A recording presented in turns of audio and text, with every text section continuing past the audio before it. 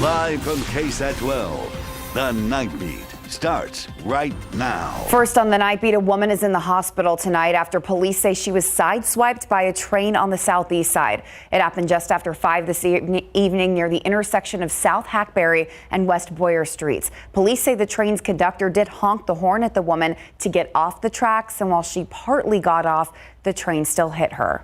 Tonight, we don't know what condition that woman is in, but SAPD says she appeared to have suffered a spinal injury.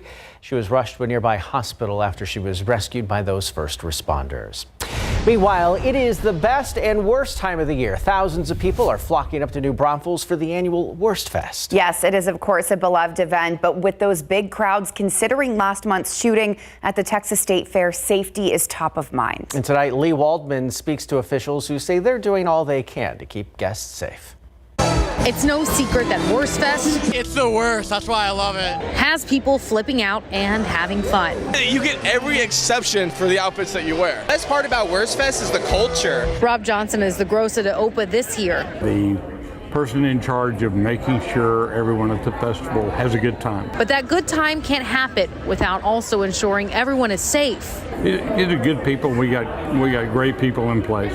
The president of Worst Fest, David Huddleston, pointed to each of the gates at Worst Fest and the technology in place to make sure each guest isn't bringing in anything that could do harm to someone else. When you come in, we have the latest in the magnetometers, the scanners which come in. It is our goal to provide a very safe environment here. Last month, the shooting at the Texas State Fair sent attendees running in fear. Huddleston says they took what happened there as an opportunity to learn and run new safety scenarios to make sure it doesn't happen here. We use that as a practice lesson here and went over various procedures and what to do in response. And we are using the latest in technology. It's not the old thing where it just sets it off if there's something there. Now it'll encapsulate and show you a picture of the guy and where it is on their body.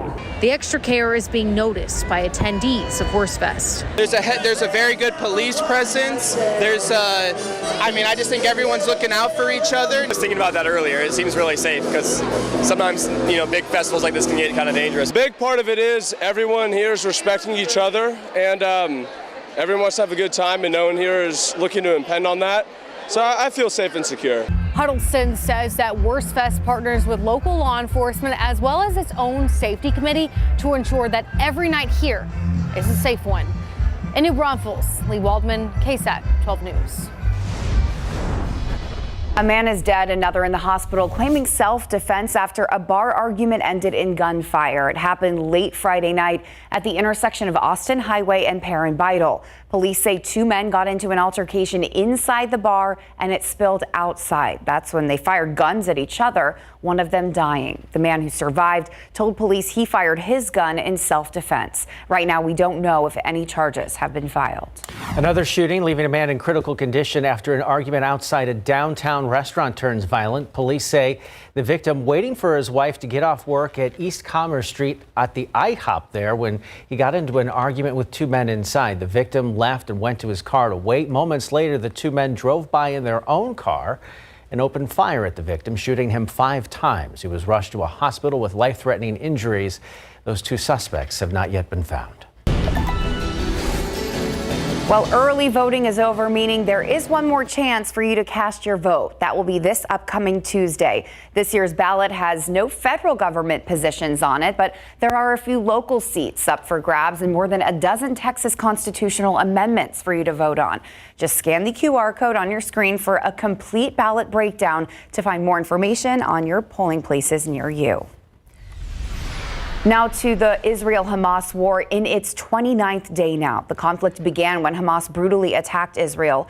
Israeli authorities say more than 1,400 people died in that terrorist attack, most of them on October 7th. Israel retaliating with airstrikes and a ground invasion into Gaza. According to the Hamas-run health ministry in Gaza, the Palestinian death toll has surpassed 9,400. ABC's Chuck Sievertson reports. Israel's bombardment of Gaza continued on Saturday, the military striking a UN shelter in northern Gaza, according to the UN's Palestinian Refugee Agency, adding the death toll is not immediately clear. That attack part of a series of airstrikes as Israel escalated its ground invasion and encircled Gaza City. ABC's Ian Pannell, embedded with Israeli troops, at an undisclosed location inside the Gaza Strip. You can hear the sound of gunfire, of tank fire. You can see the Israeli troops here. You can hear the sound of explosions and thick black smoke rising in the distance. This is one building I can show you. Obviously, something that was a civilian building. What the Israelis say is that Hamas have used these kind of buildings, using the civilians as essentially shields to launch their attacks. Meanwhile, Hamas continues its strikes against Israel, launching rockets into Ashkelon in southern Israel Saturday night. IDF spokesperson Daniel Hagari says Israel's ground forces reported that they are in control of every battle and have the upper hand. Secretary of State Antony Blinken in Jordan Saturday, meeting with 6 regional Arab leaders, reaffirming U.S. support for a humanitarian pause in fighting as opposed to a ceasefire in order to get hostages out and aid into Gaza. It's our view that a ceasefire now would simply leave Hamas in place, able to regroup and repeat what it did on October 7th. None of us can accept that. No one would find that tolerable. Israeli Prime Minister Benjamin Netanyahu saying Friday Israel is going full steam ahead unless the estimated 240 hostages believed to be held by Hamas are released. While in Delaware Saturday, President Joe Biden expressing optimism about a pause in fighting to get hostages out and aid into Gaza. Mr. President, any progress on a humanitarian pause? Yes. Chuck Sievertson, ABC News, New York. Shifting gears a bit here, it is time to go back in time. That is, in just a few hours, we'll be falling back when daylight saving time ends. For most of us, that means an extra hour of sleep and brighter mornings. Benjamin Franklin actually proposed a version of daylight saving time in 1784 as a way to save money on candles and lamp oil, and here we still are. But it wasn't until 1918 that it was implemented in the U.S. Hawaii and Arizona do not participate in changing their clocks. Some lawmakers have been pushing in recent years to make daylight saving time permanent. I say we resist. I was going to say, I put out a graphic on all of our digital platforms yesterday, just preparing everybody. Don't forget to turn the clocks back before you go to bed Saturday night.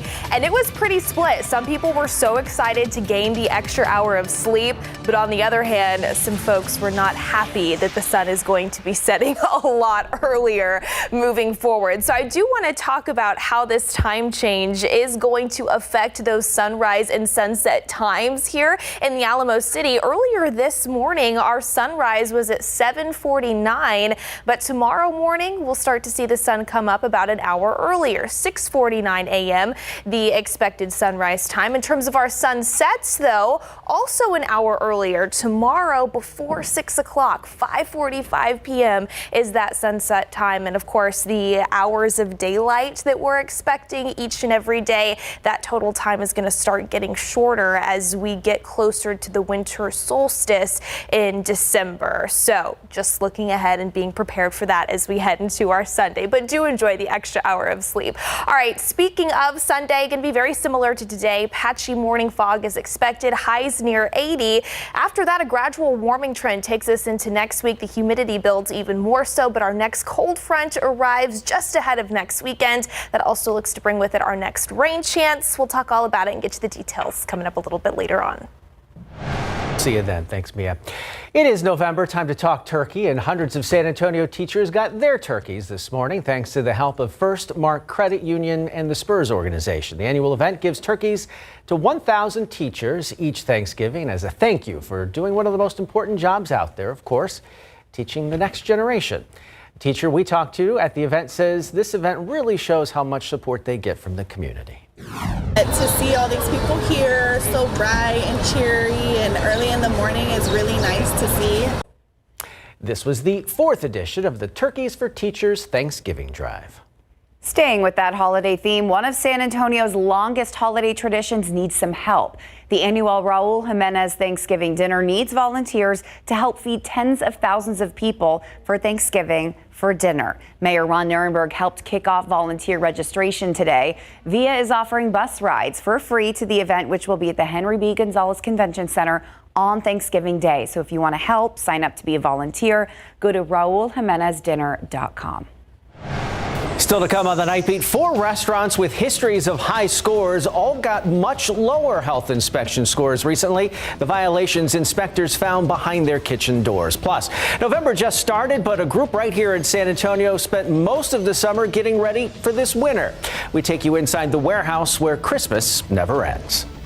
Plus, Patty's Taco House has served its customers on the southeast side for decades, and now they're asking for people to do just more than that to come eat their food. How an entire community is backing a woman who is in a fight for her life.